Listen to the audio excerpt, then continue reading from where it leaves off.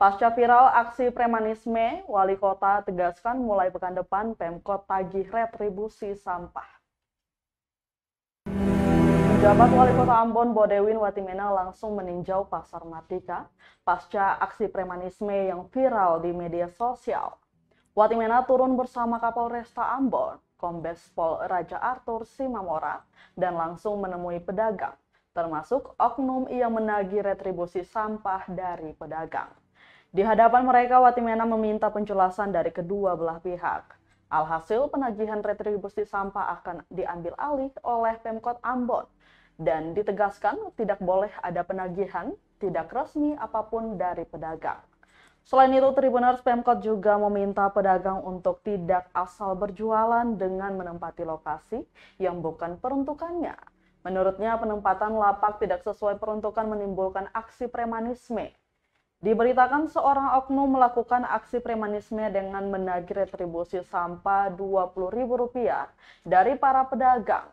Dalam video yang direkam pedagang menunjukkan dagangan dipindahkan lantaran enggan membayar.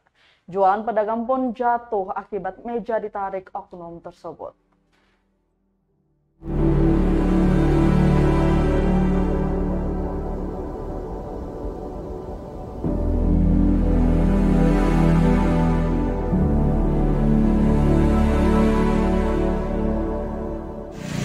Lagi seolah pemerintah kota membiarkan, siapa yang membiarkan?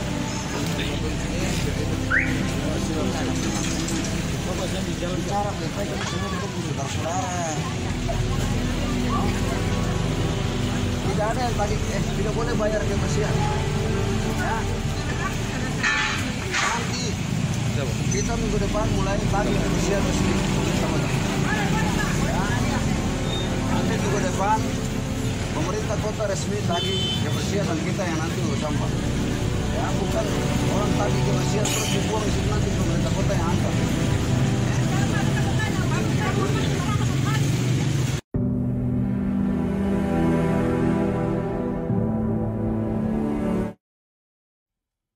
Terima kasih sudah nonton.